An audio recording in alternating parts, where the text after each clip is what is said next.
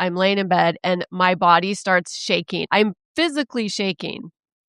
And I had to talk myself off the ledge. I had to tell myself, you are safe. Is therapy the only way that people can actually get relief and learn tools to handle their trauma? Most of us are not taught how to feel feelings. A lot of us grow up without really understanding what we're feeling inside and how it relates to what we're experiencing. You don't have to go to therapy just to be able to do all the work, but you do need to understand how to do these things that I just mentioned to be able to process the trauma. Trauma is not necessarily this bad thing that happened to you, it's how we respond to the thing. I'm hesitant to say that therapy is the only way. If there's a big sense of feeling isolated or as if you don't belong, if there's, an escalated sense of unhelpful coping mechanisms, those can all be, I think, results of unhealed trauma. Therapy really would be advised. In the recent past, I realized, holy crap, I've been doing this thing forever. This is because of the relationship that my parents had. Why the hell didn't I figure this out 30 years ago? I could have saved myself so many problems, right? But I don't think I'm alone. I think that people often seek out the dynamic of a relationship that feels familiar and comfortable, but may not be good for them at all.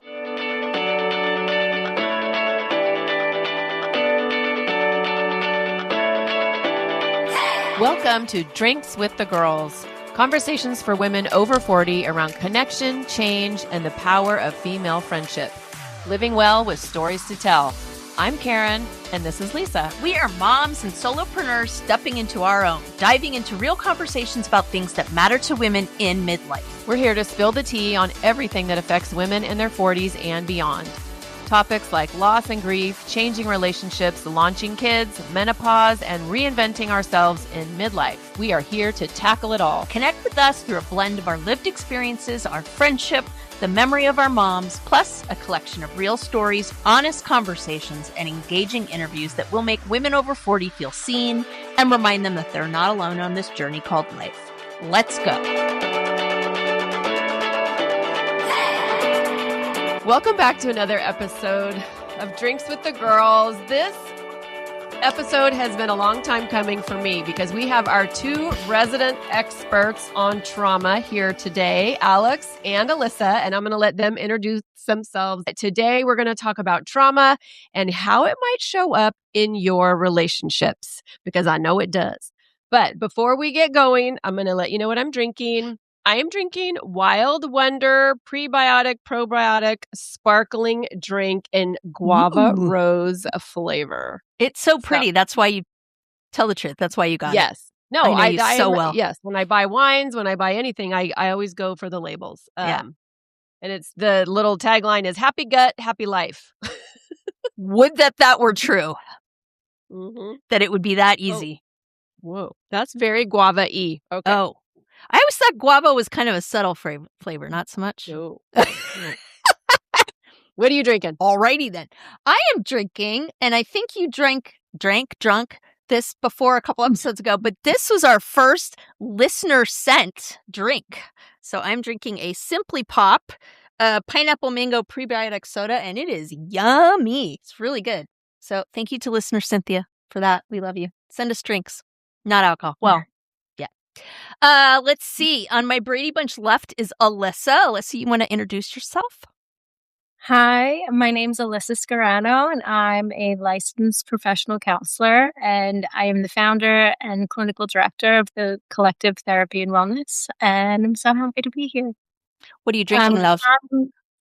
I'm going to be a little boring today. I forgot to go get a drink, so I have a water right here that I've been drinking for the last few hours. Well, last time, I mean, it's like, 8 o'clock on the East Coast? You were drinking coffee, caffeinated coffee or something crazy like that, and we were like, girl, what is going on? Well, yeah, because, it is. It's 8 o'clock here, and I remember that day, and I had such a long day. Mondays are a long day for me. So I was like, if I'm going to do this, I need some caffeine injected into my eyeballs. But all I could get was a cup of coffee. We were impressed. All right, Miss Alex, on my Brady Bunch bottom, I guess one would say. Yeah. Hi. Well, let's see. My name is Alex Casillas. I'm a licensed clinical social worker in Eugene, Oregon. I mostly work with BIPOC folks. Yeah, trauma is definitely something that comes up a lot, and I feel like that's something that is turning definitely into a specialty, whether I want to or not. And I actually do enjoy it, so I guess I do want to turn into a specialty. Yeah. I am drinking. I don't know if I'm pronouncing this right. Hayo. It's organic peach mango social tonic. It's non-alcoholic. Ooh, See it. pretty label. Um, See? We always got to has have that. adaptogens and natural nootropics and functional botanicals to celebrate life. So How I do don't know. how do we not have drink sponsors on this podcast? I swear to God, it's like, Yeah. Yeah. Well, because nobody has time to go knocking on doors to find them. well, yeah.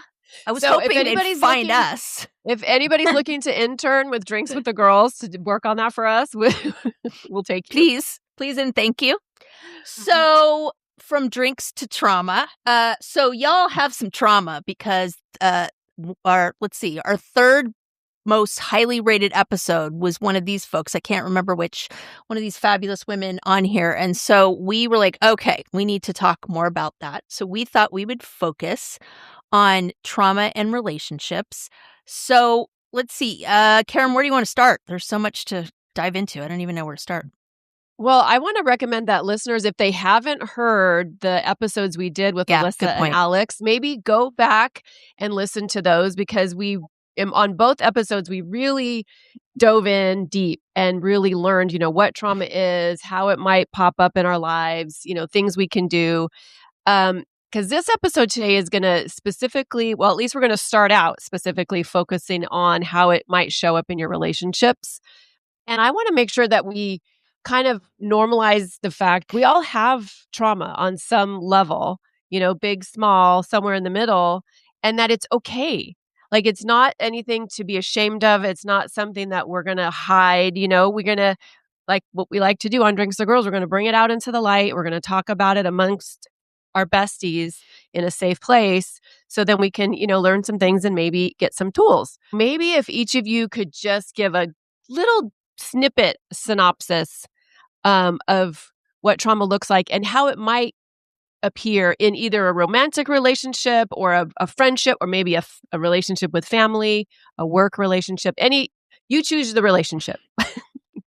Alex, do you want to start? Sure. That's a good question. So, what trauma looks like? I mean, are you asking like how it like how people express it, or like how people deal with it?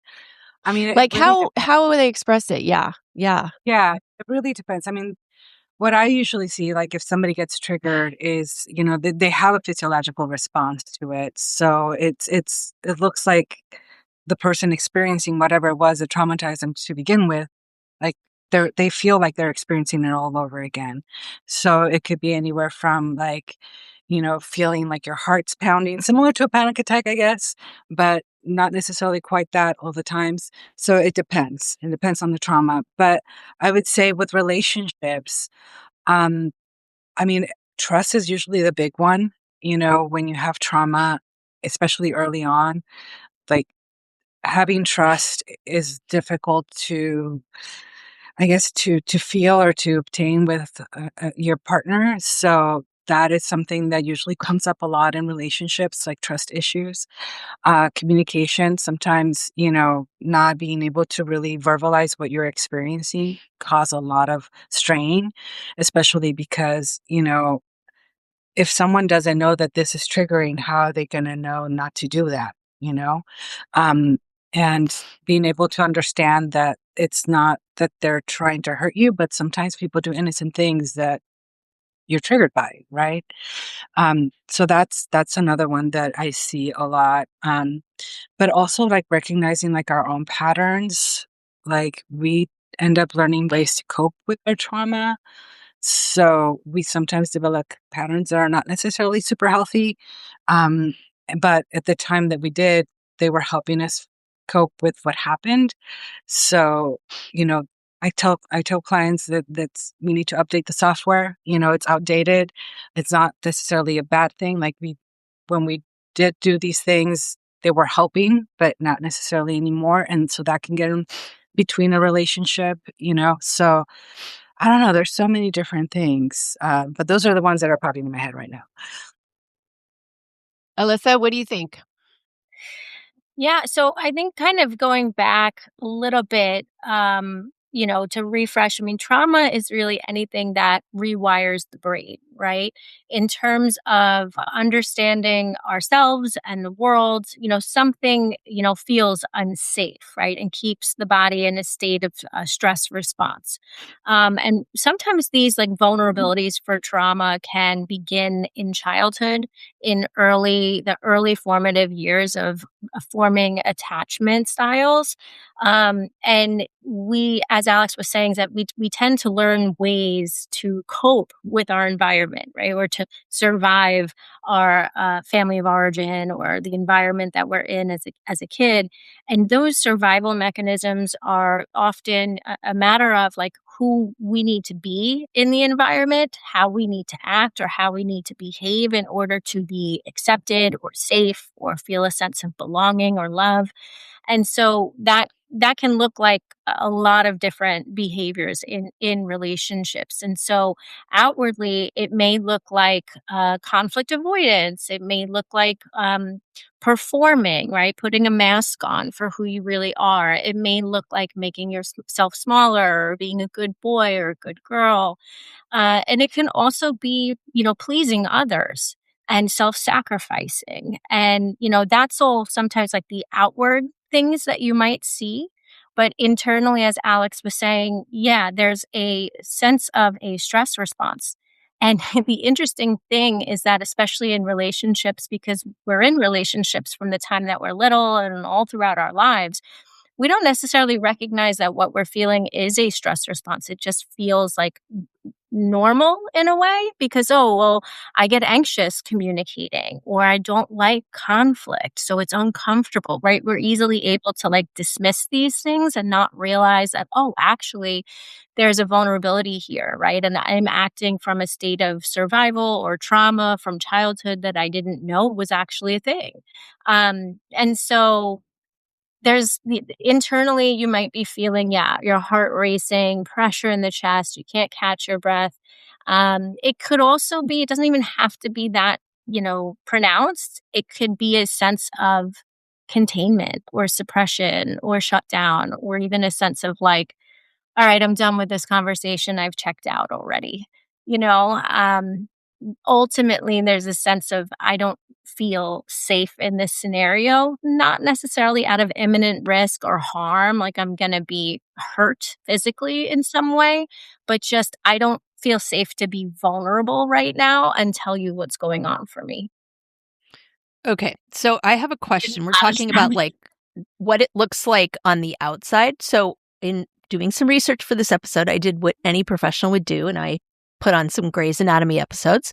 And I was watching this one episode, and they were talking about EMDR, which I'm a big fan of. And without like diving into that dumpster fire in terms of there's a lot to it, right? It's a modality that therapists use for trauma. But this particular episode was talking about that. And I'm curious about how does it show up in the body? Because in this particular episode, the character, she was explaining how, the therapist was explaining how trauma can show up in the body. The character was like, I don't understand, why I'm having this trauma response. It looks different than blah, blah, blah. And she's like, yeah, but your body doesn't know that. And so I can't remember. There's a famous book. Is it The Body Keeps Score? Is that the name of the book? I'll put that in the show notes. So that's one thing I always wondered about. Like I've noticed with my daughter when she's having trauma responses, it's definitely like, for her, it shows up as like, well, you're coming toward me. So I have to react to that. And we're like 10 feet away from you. So I'm just curious in terms of, this part when we're describing what this looks like, talk to me about how it shows up in the body and what that can look like. Alex, you want to start? So it's interesting because, so Alyssa was talking about like things that we experience, especially when we're young, right?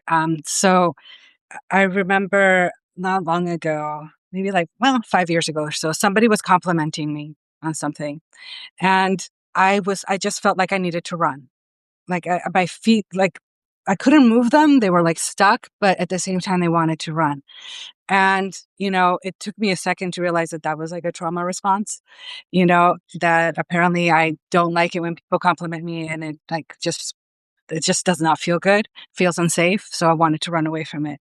So, I hear that a lot from clients, like my feet will feel like they want to run. I feel a knot in my throat, right? My tension in my shoulders, or like tightness in my chest, or my stomach feels like is not happy, like there are a lot of like what you would call like physiological symptoms, right? But is that somatization of the trauma, right? You're feeling it in your body because that's where it was trapped. Um, and what EMDR does, and I'm not going to go into it, is it's just trying to resolve that, right? To give the mind some time to connect with that piece of the body to figure it out, I guess, in a simple way of putting it. But yeah, like a lot of folks will feel these things and they don't recognize it as like, oh, this is because of this time when I was like blah blah blah. You know, uh, we just react because that's how we kept safe. So, you know, what I learned from, because this happened at a time when I really understood trauma a lot better. What I learned was that I needed to process that, and I needed to kind of get to the bottom of like why I felt like running when someone was actually giving me a compliment. Um, and obviously, I talked to my therapist and I did my thing. But um, when we feel those things strongly, especially in situations that are not threatening, that's something to kind of go like, huh, I wonder why that is. Okay. Alyssa, what about you? Yeah, the mind body connection it's so profound. And if you really think about it, I mean, we all can relate to this, I think, on a personal level when if you've gone to therapy and you've gained some insight about yourself and you never necessarily knew that thing right about yourself, or oh, I connected it all the way back to like something that happened 2 years ago. Why do I do that? Right, like we all have those moments in daily life, even if it's not in therapy, but in daily life, we didn't see that one piece of our day, like what it meant to us until we slowed down, right? Or we have an oversight somewhere, right? Because we move so fast throughout life. But the interesting piece of this is like you look back at our lives, there are so many points where we didn't necessarily have the language to describe our experience. So we just had our physical connection to our body, right? Mm. So if you didn't have the language to process whatever it was that you were experiencing because the mind didn't connect the emotion to like the label, oh, that's what anger feels like, or oh, that's what it feels like to feel devastated or disappointed. You just have the physical reaction of the emotion and not able to connect it to what happened. You're just feeling it so intensely, right? And I think part of it too is like that's even why I think all of us tend to push away emotions at times because they feel so profound or sometimes overwhelming and we don't have the language to describe what's happening. So instead, it's just stored. It doesn't just go away. That's a belief that we have, or sometimes a wish that, oh, well, I've had some space and time from the scenario and I'm over it now. Well, what got you over it? What made it go away? Right. If you didn't talk about it or you didn't sit with it for a minute or there was no repair. And that's really what we talk about with trauma is this event happened or events over time that there was no processing, there was no sitting with it. It was overwhelming to the nervous system and there was no support afterward. And so you might have gotten space from it, and it may not be relevant at the time until something happens and it pops up and you feel that same sense of nervous system regulation, dysregulation that you did initially or all those other times before that you were in a similar triggering situation or activating situation. And it truly becomes like a feedback loop, in the sense of sometimes it could be the situation that triggers a trauma or activates the nervous system. It could be a thought, right, that brings you right back. But it also could be just the body's response in the sense of I feel my heart racing, I feel out of breath, I feel pressure in the chest. And I don't know why. I can't tell you how many clients, and Alex, you could probably speak to this too, is like, I got really anxious, but there was no reason for me to be anxious, right? Or I don't know why I'm feeling this way. There's no reason at all. There's always a reason. Something activated your nervous system. And what was that? Right. And so it's slowing down and giving someone time to process what was going on in your body, what brought that feeling or sensation about, and then were there any thoughts associated with it or memories, or was there another time in the past where you experienced that prior? And part of, I think, therapy, when you're doing trauma processing, it's you're having the experience of building tolerance with the discomfort, working through the nervous system dysregulation with support, with somebody sitting with you, whether it's through a screen or in the same room, and modeling groundedness, modeling empathy, so that you can develop empathy for yourself. But the thing is that it's a feedback loop, in the sense of the heart rate, increased heart rate can make it harder to breathe, right? And now it's harder to breathe, and now my thoughts are activated, and oh my gosh, I need to run away, or I need to fight, or it's time to shut down, right? And it kind of just can become cyclical in that way. Hey there, I'm Lisa Corachella McDowell, your Midlife Pacific Northwest princess, here to guide you in the art of next leveling your life. I'm passionate about women's health and wellness in midlife, especially for moms parenting kids with unique needs like I do.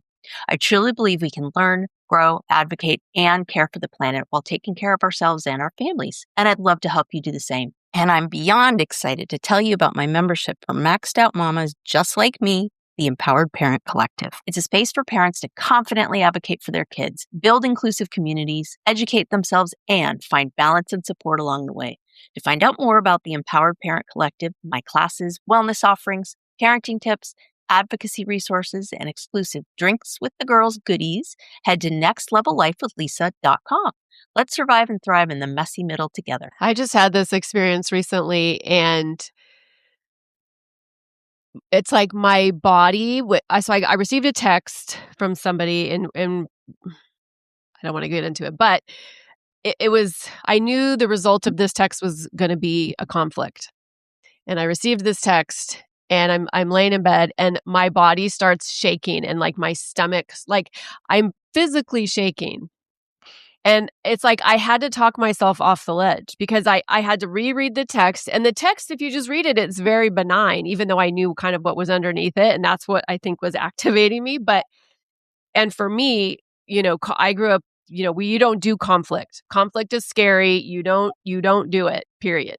So I kind of know what it was about, but I had to tell myself, you are safe.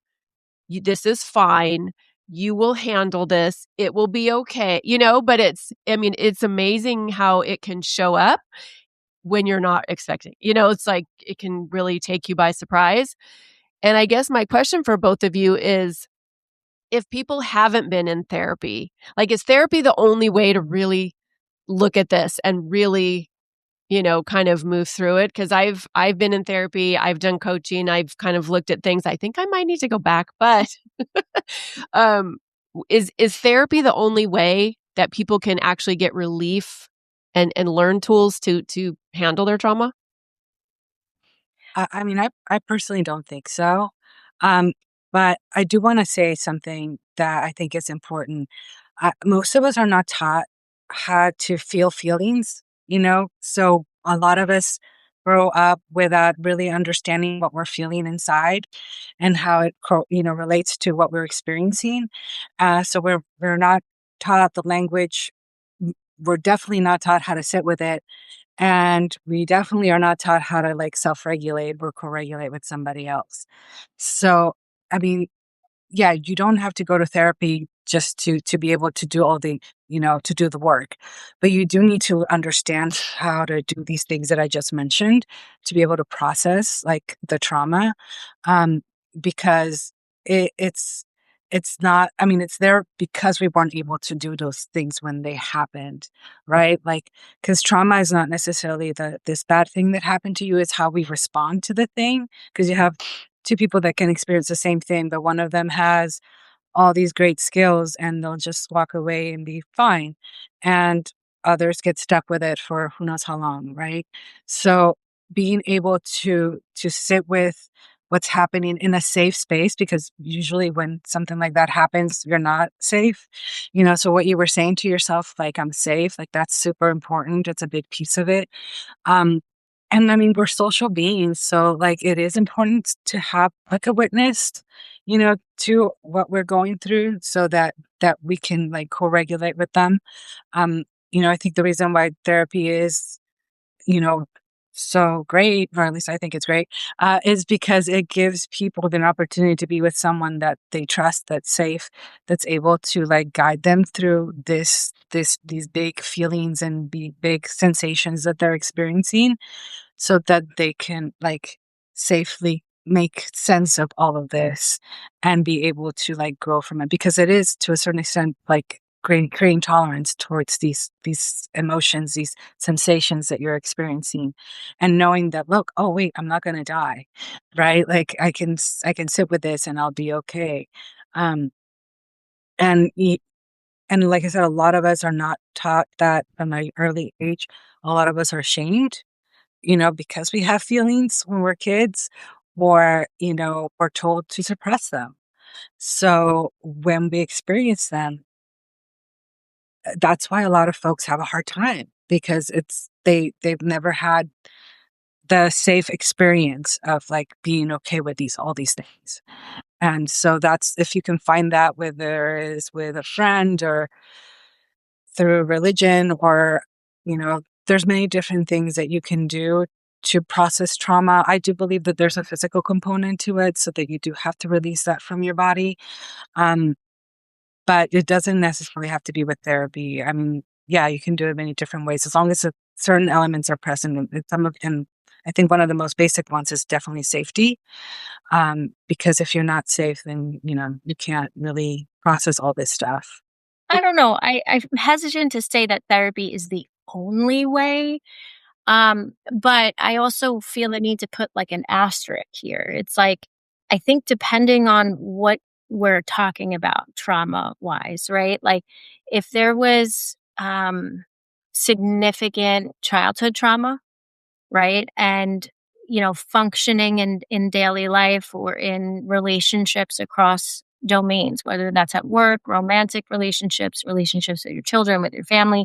I mean, if there's a big sense of feeling isolated or as if you don't belong, if there's an escalated sense of like unhelpful coping mechanisms, those can all be, I think, results of unhealed trauma. Though that is going to be where I would say like therapy really would be advised, right? Because the coping is so maybe unhelpful and it's leading to other problems, right? Or even here's another way of looking at it is that if you notice that you're just maybe stuck in relationship patterns that just won't, like every relationship that I'm in, I feel this way, right? I feel like I'm not good enough. I feel shame. I feel like I don't belong. And it's a sense of like almost like being recreated, right? That's something that I would say highly advisable to seek out support with, because that can be unrelenting, right? And it can feel really lonely. And there are individuals, people in the world who have had significant repetitive, instances of abandonment or rejection, throughout development or throughout life. And therapy can truly be very reparative in providing you an alternative experience of what it feels like to be with somebody else who's in support of you when you're struggling, that you might not have had that experience ever, right? And therapy can be actually anecdote for that. Um, so I think depending on the level of what you're struggling with, right? But yeah, I mean, I would say there are other things for sure. I mean, something that if we're going to be incorporating the body, anything with exercise, Anything that gets your body moving, you're going to be forced to kind of be in your body. And when you have like almost a distraction, like a physical exercise, you're focused on the discomfort of lifting the weight or being in the yoga pose, right? So there's a sense of I'm going to be in my body, but focused on this other task that is, being asked of me. So I'm building tolerance for that discomfort in the moment. There's sensation coming up, but I have control over what I do with my body. That in and of itself can really provide a sense of like personal power or control over what you're feeling internally. So I mean, and yoga, I can give you a really great breakdown if you wanted of like how yoga can you can kind of use yoga as a way to describe like see that for yourself, but I don't want to necessarily take up too much time with that answer. But I think exercise, running, yoga, whatever your, choice is, but something with the body, right? Now, if exercise is not your thing, because sometimes it's not, like ultimately, if there's anything that you enjoy doing, gardening, right? Where you're physically active, like gardening or working with your hands or doing work around your house. Anything that you have to be in your body for, whether it's painting or creating art, like you are physically in your body when you're doing those activities. Those things can be really healing when discomfort comes up if you're breathing through it, right? And practicing, being present. Those are all skills though too, and there's different avenues to practice, mindfulness or work through discomfort, no matter what activity that you're engaging with in your body in the moment.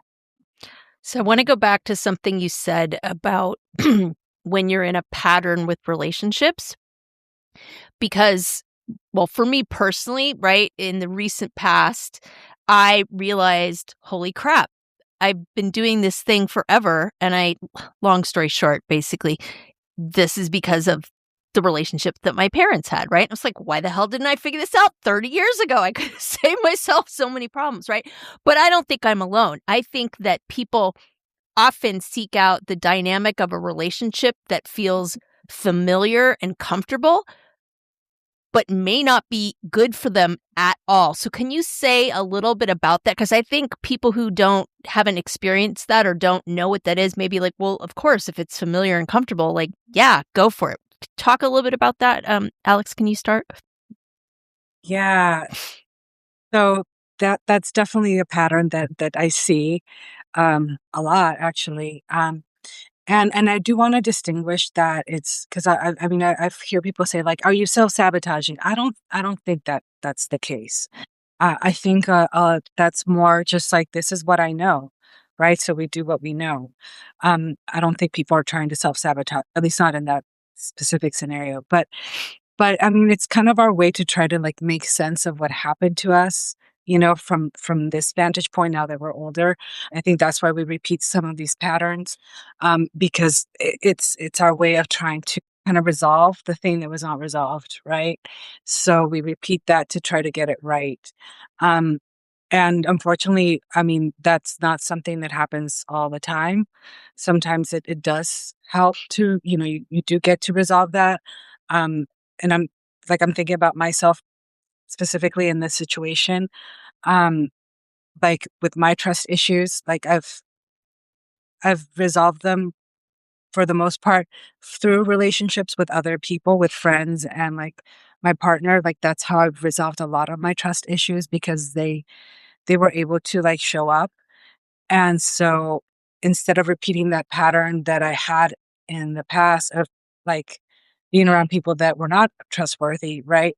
I was able to break it through the relation. But you do get, it took me a long time to get to that place. Before that, there was relationships that kept proving to me that I shouldn't trust people, you know, and it was a long time before I was able to find like how to break that and then reinforce a new pattern. Right. So it is very common for us to try to make sense of it with through relationships, like how these things happen to us and try to kind of resolve it. Um, And I want to make sure that people know that, not to feel shamed about it or feel like they're doing anything wrong. Like it is our way of trying to make sense. And like I said from the beginning, like we're not taught a lot of this emotional language, a lot of these skill sets early on. So we do the best we can, and sometimes it's repeating patterns, to try to make sense, to try to kind of come out the other end where things are actually working now, as opposed to being disappointed or hurt over and over. Alyssa, what do you think? Yeah. Yeah. I mean, I'm sitting here, I'm like, there's a bunch of reasons. You know, Yeah. yes, recreation, it can happen out of, well, this is what I know, this is what's familiar, although it's not comfortable. If you really, really think about it, if you look at your family dynamic, right? Like I can tell you for self-disclosure, I tend to overfunction just like my mom did, right? And it's interesting because while that was my norm growing up, it's also not comfortable for me at all, right? It's uncomfortable for me to slow down and delegate. It takes more effort and energy for me to realize like, oh, this is something I can hand off, right? But it's also not comfortable because I'm drained, I'm tired, I'm burnt out, right? I want help. I can recognize that, but I don't necessarily remember, oh, I can ask for help, right? So, yeah, some of it is because I think of social learning, like this is what we saw women do, right? Growing up, this is what was expected of me. This is what my mom did. Um, there's also the aspect of trying, yes, to resolve a relationship rupture that maybe happened in the past, almost like, but it's unconscious. So I can give you an example that I think can really break it down. It's like, say that um, we're talking about some, like, if for an example, maybe you had a rupture in your relationship with your father, right? And the family broke apart, and you go on throughout the rest of your life, really don't have an estranged relationship with your father, but then you go on and you get married, right? And go on and become a mother and a wife, and you're building your life for yourself. But all of a sudden, certain behavior dynamics that happened in your childhood growing up start to happen in your marriage. There's a sense of maybe not trusting your spouse because they dropped the ball, or you feel like you can't count on them, or the mental or physical load is not even, and we're not talking about it. All of a sudden, right, your spouse maybe starts to fill in the relationship dynamic that you once had with your dad, right? And part of that is, sure, we could say there's two people in the picture, absolutely, right? We're triggering each other. I'm acting out of a survival instinct and I'm pulling away and I'm not, communicating my concerns and my feelings because I can't rely on you. And in that sense, here I am in a relationship that I witnessed growing up and never really resolved or repaired. And I see it being played out right in front of me. It brings up all of those things that you once had with your father, except in the current day. Right. The person is different, the experience is different, but the core feelings are the same. But there's another one too where there's sometimes it's almost like recreated out of a sense of wanting to fulfill a wish for closeness that was never there or once there but broke. Does that make sense? That one I can give an example of, but that is also another reason sometimes why patterns are recreated. So we have two people who get together and they're either recreating what they know, or they're, they're attracted to what's familiar, even if it's dysfunctional. So how do couples navigate that? Like if they're both just responding to each, to how they're being triggered. Yeah. Wait, does that make sense? If they're both just responding in the relationship to their triggers, how can anybody have a happy happy partnership? Where's the happy ending? Does that Well, make sense? yeah, absolutely. Well, if you think about it, right, if when there's conflict or divide or disconnection, are you responding out of a place of reactivity? Right? That reactivity, what am I doing in there? Is it helpful to the dynamic or is it ultimately just causing further divide, right? Are we seeking to repair and communicate and establish closeness and solve the problem? Or are you the enemy and now I'm off and I'm by myself? So I think these things are going to happen. We're always going to come to the table with our own individual stuff. Everybody has vulnerabilities from childhood that either made, caused a trauma later, or, made you susceptible to potentially experiencing trauma at some point. Um, so no one is immune from these types of, scenarios that can happen. But how are we reacting to them? Are we reacting to them in, ways that feel like out of need or survival, or does it feel like a conscious choice to sit and express how I feel? My name is Karen Shatafian, and I am a shameless coffee addict and empowerment coach for women, and my love language is authenticity. My mission is helping women unapologetically design a life they're in love with. Because what the hell are we waiting for? My website, KarenShatafian.com, has all my coaching packages and free offers like my Midlife Reclamation Guide. In it, you'll find tools to help you decide how to create the most inspired and empowered version of yourself and your life.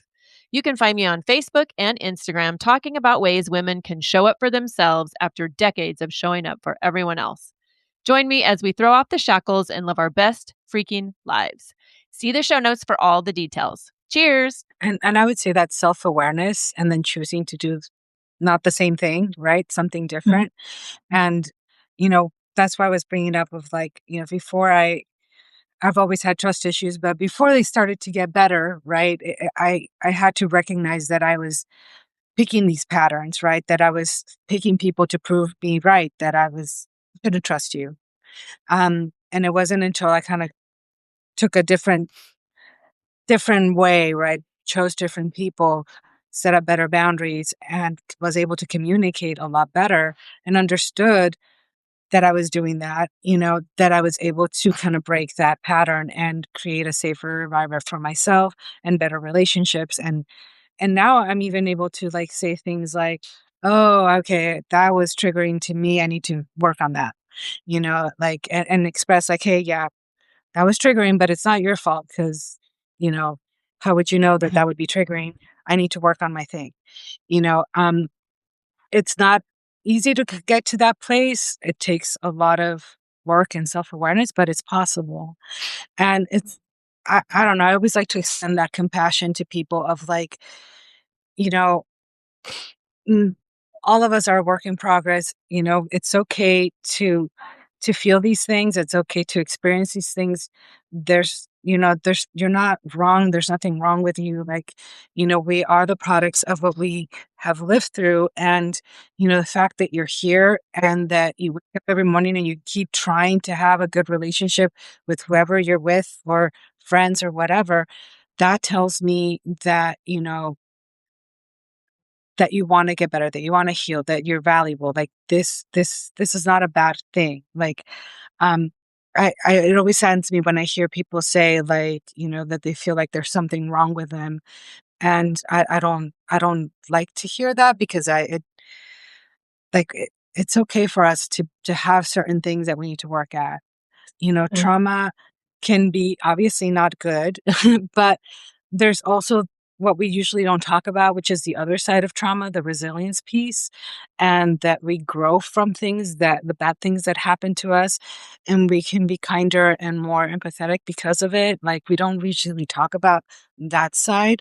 And I want to just let folks know that, yeah, we're not just that bad thing that happened or how we coped in a way that's not very helpful, but we're also the other side, like what we gain from that, like the beautiful skill sets that we got from that because we had to survive something that wasn't great.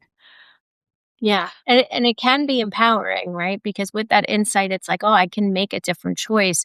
I'm no longer in that scenario where I had no control and I had no support or I had no voice or I had to be something different. Like now with this insight and recognizing where all of this came from, I can make choices that are more aligned with my needs, with my wants, and I'm in control of my life as opposed to being, someone that's witnessing it. Yeah. And one more thing to note is that I usually see people reaching out to therapy when they are that other side, right? When they've already survived and they're actually doing fairly well, but they're noticing like these patterns and these coping mechanisms that no longer work. That's when they reach out for help because they've survived, because they've done so well. We're talking about a lot of complicated stuff, right? It's not like you're going to go into a therapist and like in 3 sessions you're fixed. But what this reminds me of is, without getting into my situation specifically, but Alex obviously knows my family really well. So my husband had a lot of really serious trauma when he was growing up, and that's affected him in a lot of ways. He's got some other issues physically that kind of weigh into it. And I say this because it's taken me a long time to understand when he is triggering in terms of like, he's left the building, right? Elvis has left the building. And it took me a long time to understand that's not him right there. That is not him. And he is thinking, I'm not me, right? Like, this is a conversation that's not happening now. This is like happening in the past. And so I'm better at recognizing it 20 years later, but I'm not going to say that I'm like, oh, that's what's going on. So I'm wondering if you can, I get that I'm way oversimplifying this because people can be at different points in like dealing with their trauma journey and still be in a successful relationship or not, right? It runs the gamut. So I'm wondering if you guys can speak to kind of like, what are some signs that that's happening with your partner and you need to be like, I need to get out of this conversation right now, right? So not so much like, oh, change your relationship, like big thing, but just like, I notice when this happens, my partner reacts this way and that doesn't feel really good. And I need to know when to be like, you know what, we're going to finish this later, and maybe like talk about what are some good ways to kind of do that to just kind of back yourself out of the situation. Because I find when that happens, like, there's no talking to someone that's triggered like that. You cannot like talk your way out of it, explain your way out of it, like bring them back, in my experience at least. And so I've found what I have to do is just take myself out of the picture. So I know I'm generalizing a lot, but maybe you guys can kind of give people some hints. Like, I had to hesitate to say a cheat sheet, but like, what's a sign that that's happening? How can you kind of extricate yourself from that kind of a conversation? And what are some healthy ways to kind of start reestablishing a healthier boundary? I mean, I can tell you from like, once again, personal experience, right? When I get triggered, it's not me anymore. It's whatever I need to do to feel safe. So, when I see somebody get triggered, I can pick up on the fact that they're not themselves. They're not their baseline, I guess. Like you can sense that there's something off. Sometimes like you can actually feel that energy like emanating towards you because it's that intense. And, you're right. Like, I mean, everybody's different. I think that some folks you can engage, when they're triggered, but it really just depends on what it is and the level of trigger, I guess. If it's somebody that you can engage with, I would say, you know, trying to co-regulate with them would be good. Trying to be calm, but not say like be calm, right? Because that's usually does not work. You can't tell No. someone to calm down. Please don't do that. But just being in a calm way, right? And letting them know, like, hey, do you need to sit down? Would you like some water? And just like, I'm here. That can be helpful. Um, but if it's something that you can see that they need extra attention, yeah, maybe walking away. I like to tell folks, like, make plans with folks. Like, when I get triggered, I usually need fill in the blank. Like, for me, going for walks is really helpful. Like, if I get really triggered, especially like very angry, like, I like to angry walk, because it helps me get a lot of that energy out. So especially if you're in a partnership, like trying to figure out what works for them, and beforehand is important. Because obviously when it's happening, you can't that's not going to work. So having a plan. Um, But I would say, like, just acknowledging that, like, that's not the person that I usually interact with. Like, I mean, you could see them and it looks like them, but they're going through a reaction that they don't have a lot of control of. So how can I be helpful? And like having, once again, those conversations prior to that can help. I have clients that I tell them to put little post-its on their fridge, you know, to be like, I'm triggered and I have, like, what should I do? Oh yeah, these are the things that I could do, and that way, because you're not going to be able to think. So having like a pre-plan could be helpful. And like I said, everybody's different. So really talking to people what works best. Yeah. That's how I would approach it. I think also, if we just go back to like the stress response, the different categories of stress responses, right? So we've got the fight, flight, freeze, and fawn. And I think they added one more, but I mean, I think this is a pretty good basis of those four. Wait, So what's any fawn? What's fawn is like pleasing, fixing. Oh, Right? So I had not heard that one. fawn is Interesting. like, it's like, I'm sorry, I'm sorry, I'm sorry, forget it, don't Mhm. worry about it, I'll take care of it, it's okay. That is what you'll see, right? So I think if you're in a relationship, right, and either you or you're seeing any of these like four behaviors happening, right? What that means is that the situation has escalated to the point of somebody like trying to, smooth over something that feels really scary and overwhelming. So you've got fight, right? Escalation in the sense of yelling or blaming or, name calling or something worse, right? Like, and hopefully not. And then we have flight, which is forget it and like, I'm out. Elvis has left the building.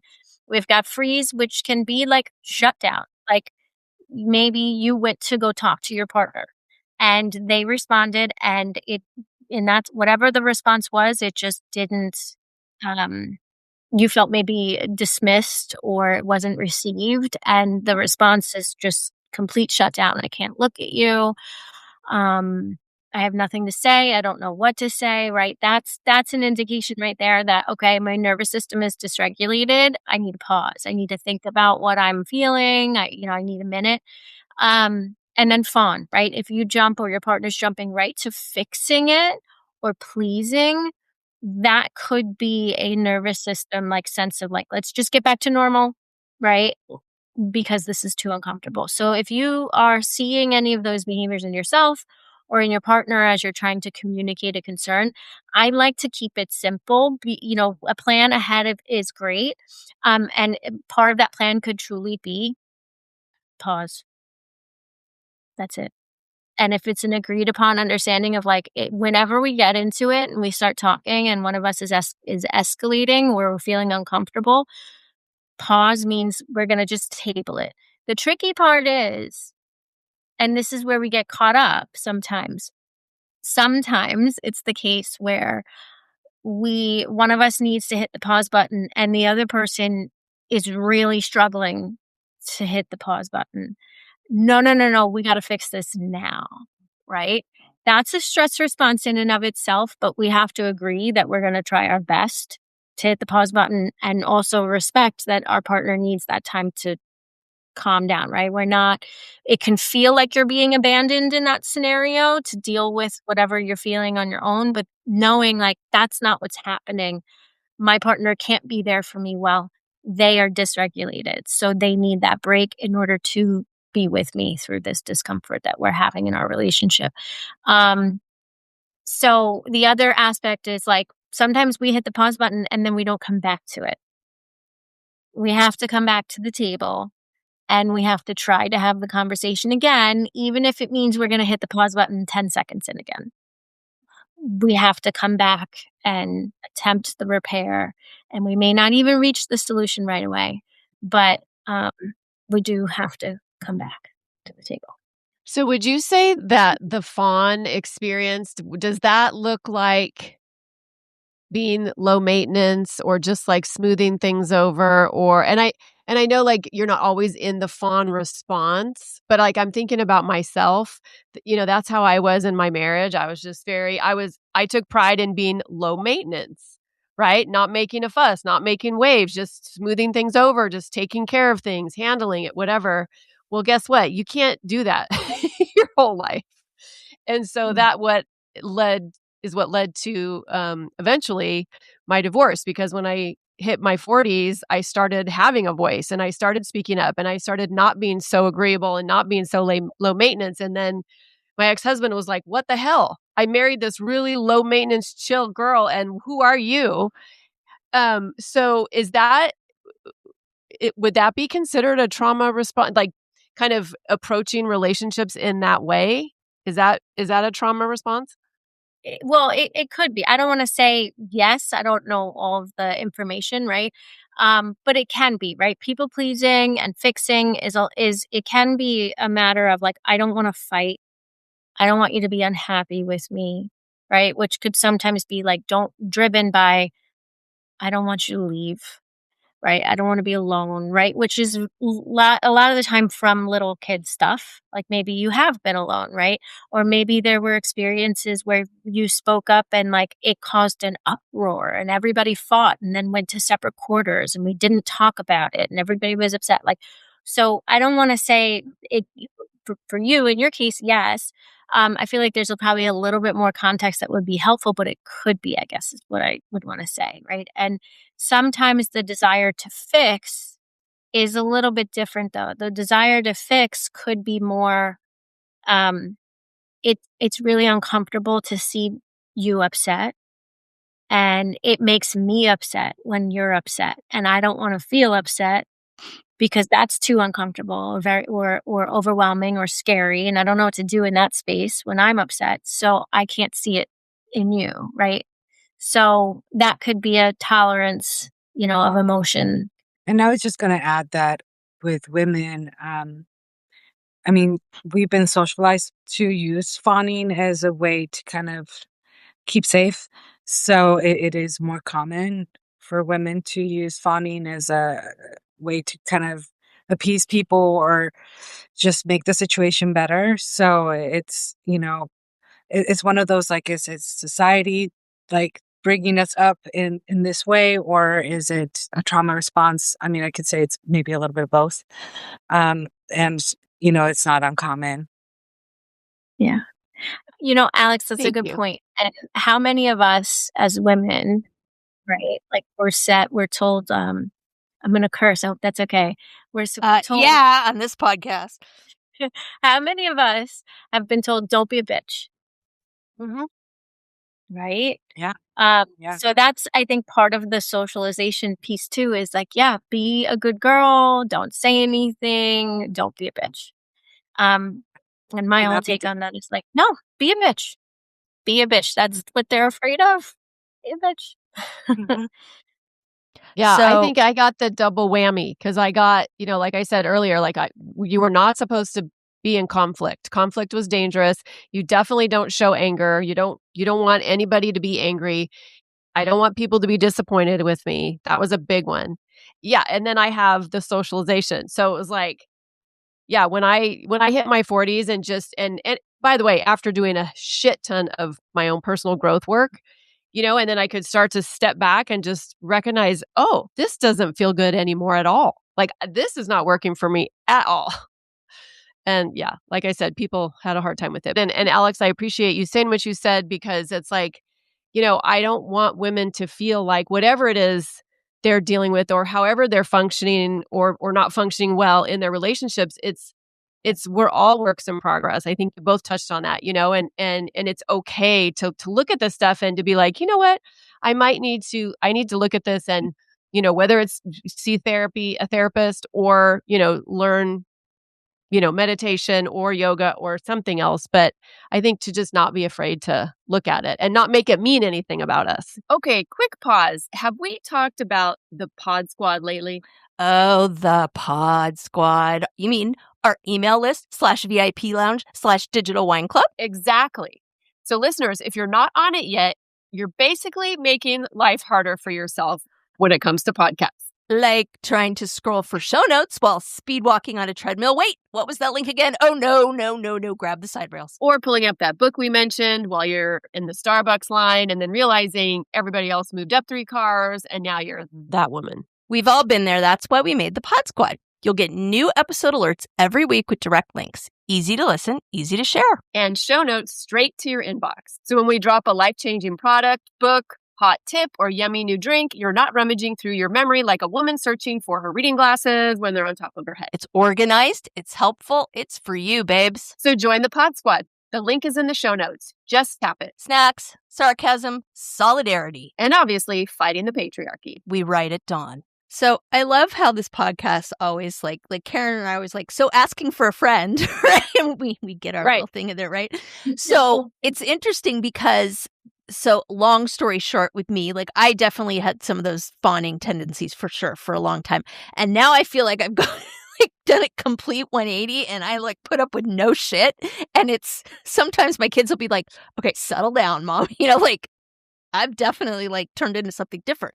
And I'm obviously, I'm a little sensitive about this because I may or may not have been recently told in a professional capacity that I need to, shall we say, dim my light.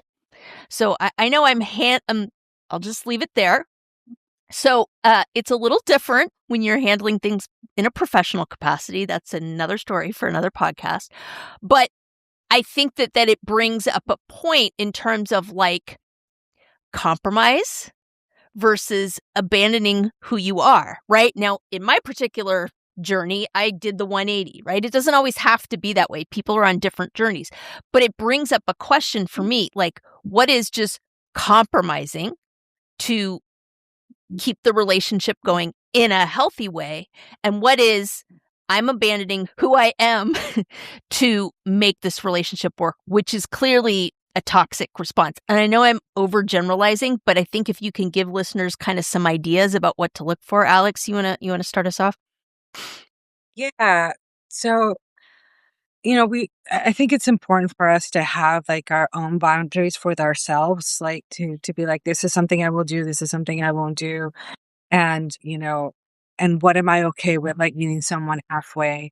Because I think that that's how you get to compromise, like understanding like what you're okay with, not necessarily agree on it, but okay with, and like the difference between accepting something and respect and like agreeing with it, right? Like understanding all those differences so that you can compromise with somebody.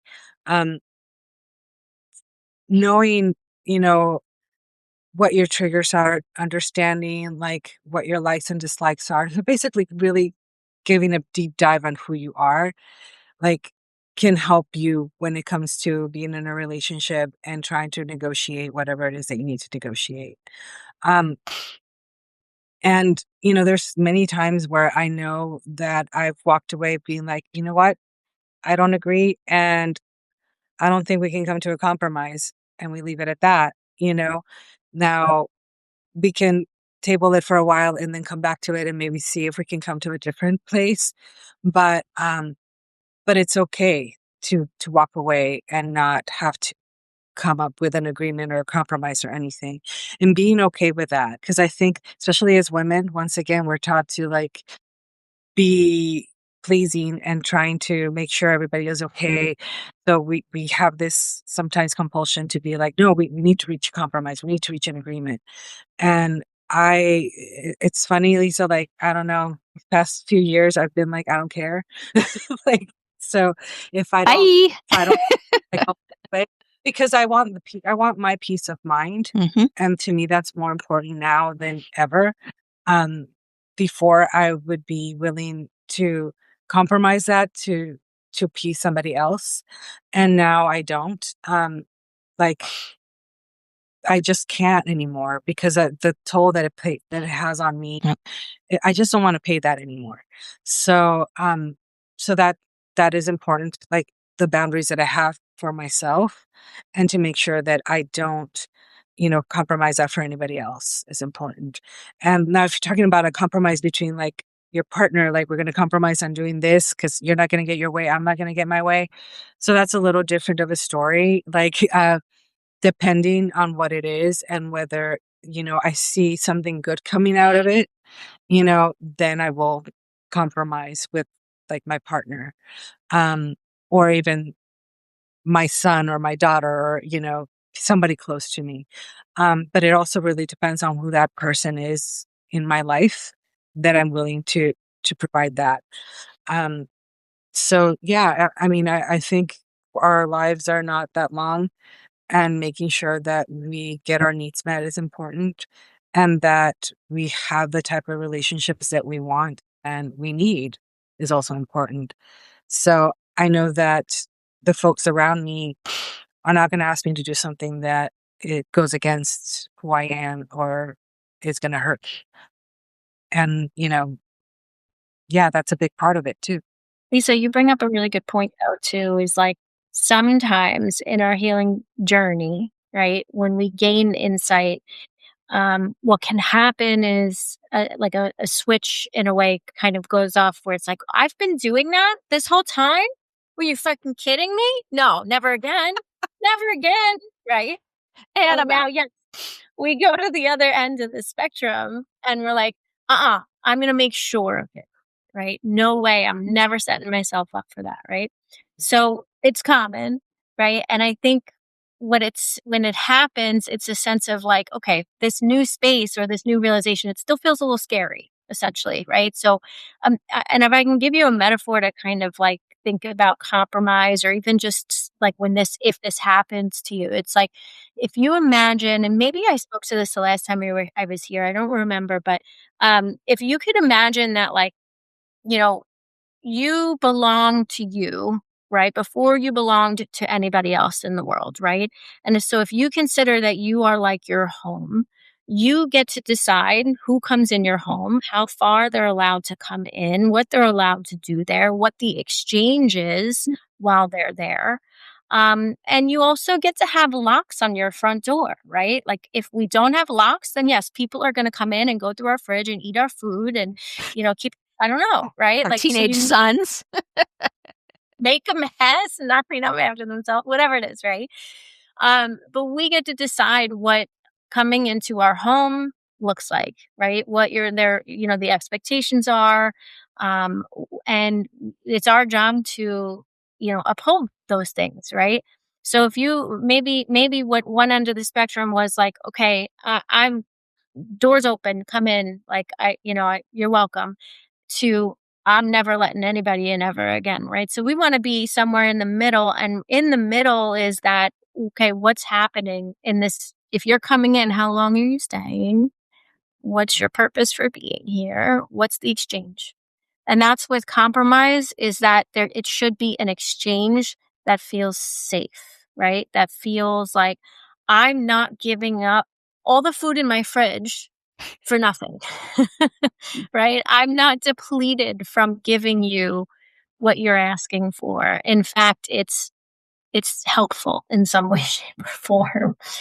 Because a lot of times what'll happen is if like a couple does not like they don't go to couples therapy or they're not working on the relationship actively, together, maybe one person is, or maybe one person starts to, read some, self-development books or whatever it is.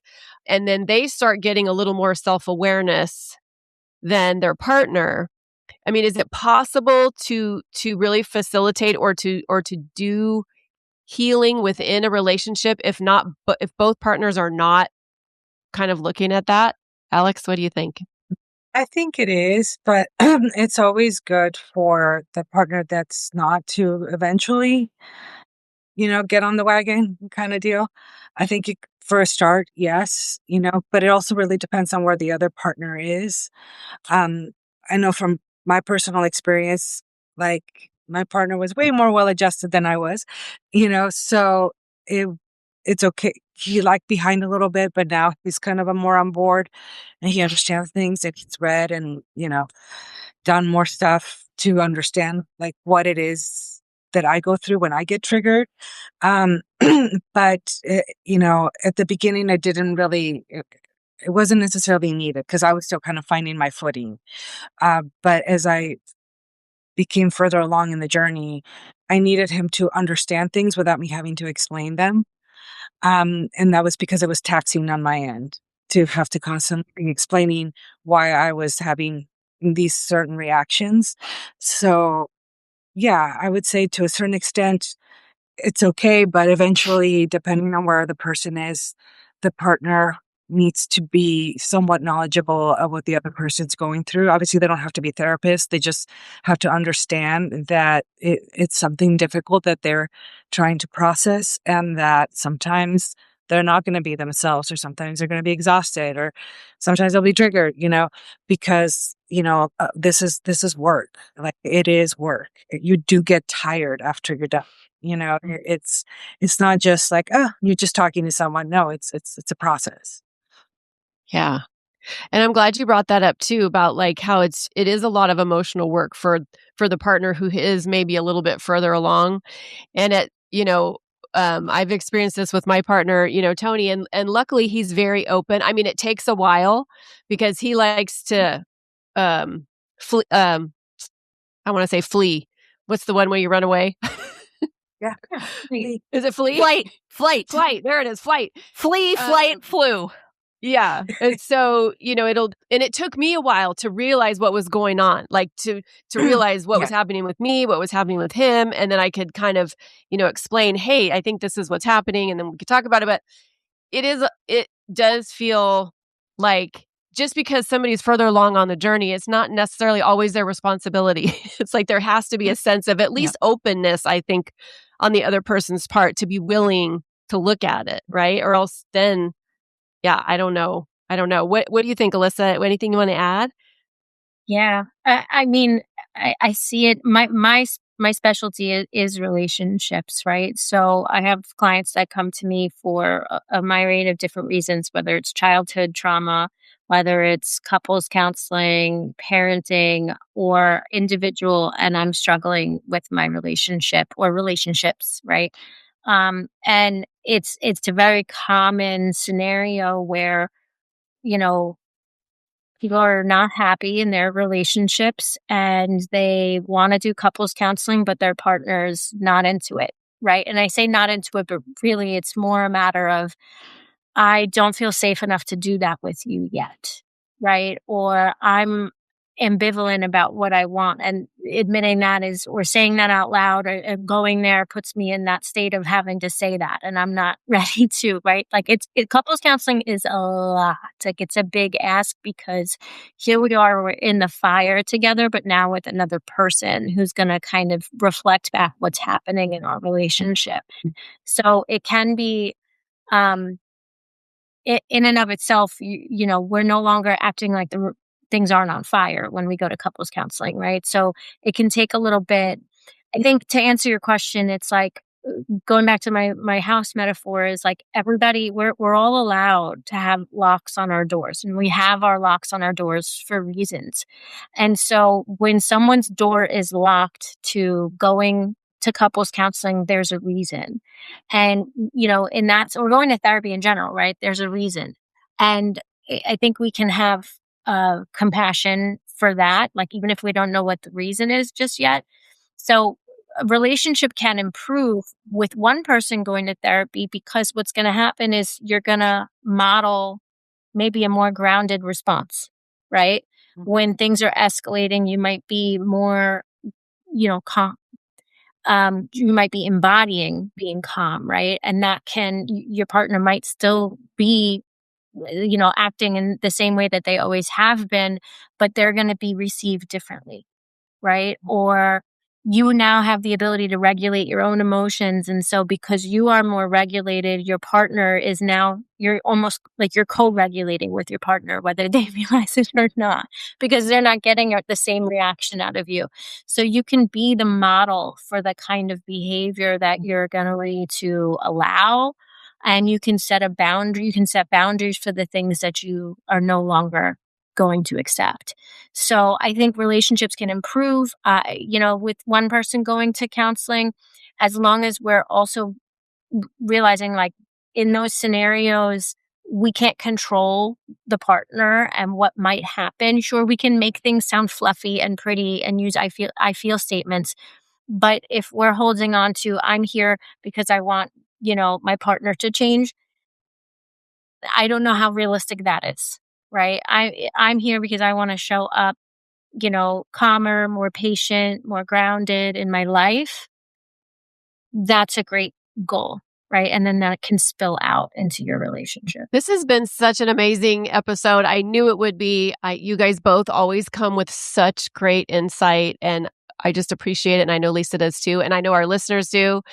So if there is one thing that each of you want our listeners to walk away with, what would it be? I think I want to go back to what I said in the beginning about resilience. Uh, we always talk about trauma as like the bad thing that happened to you, this thing, but we don't look at also that growth, right? That empowerment, that the good things that also come out. Uh, so, you survived the trauma. That's amazing to me, and I want to remind people of that you were able to figure it out, and sometimes at a very, very, very young age.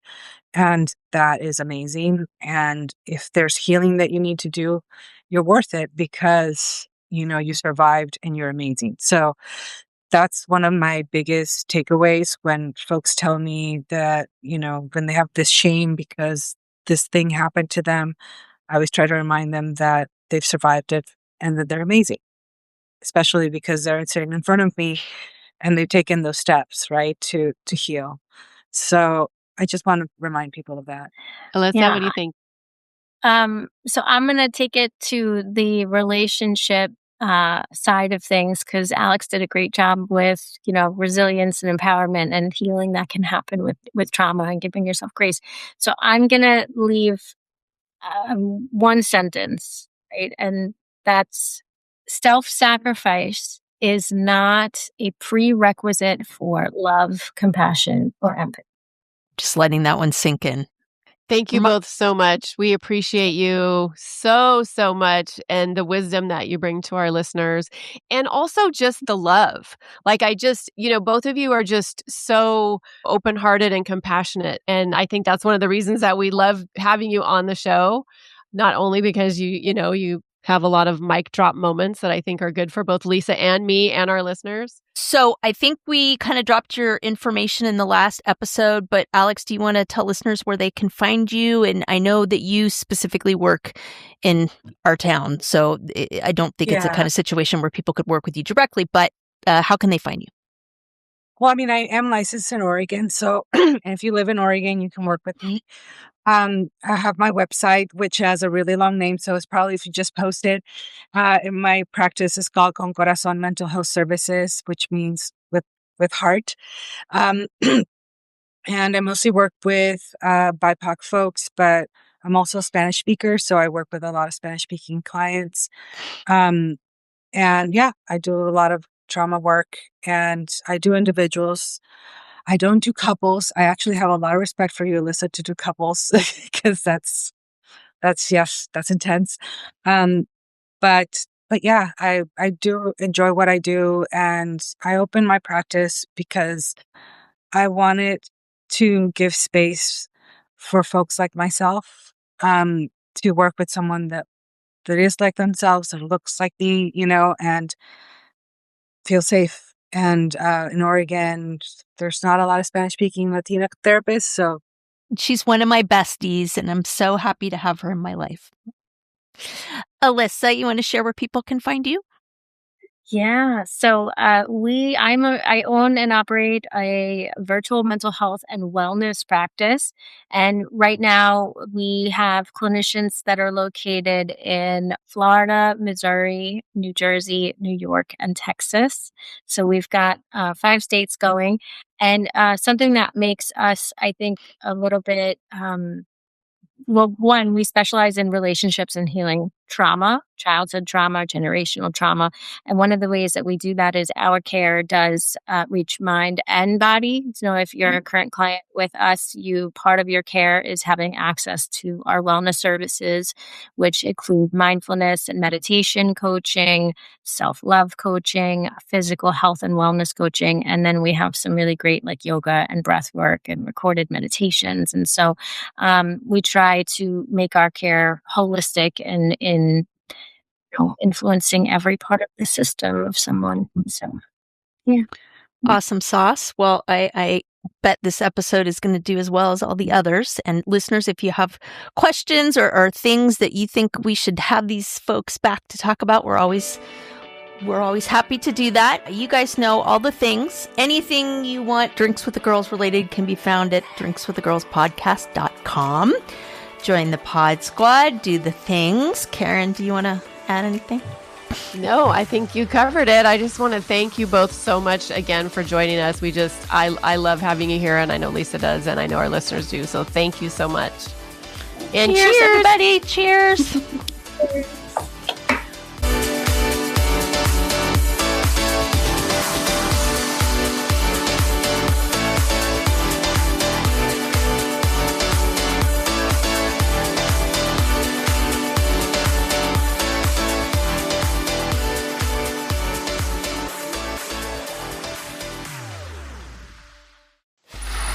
Free audio post-production by alphonic.com.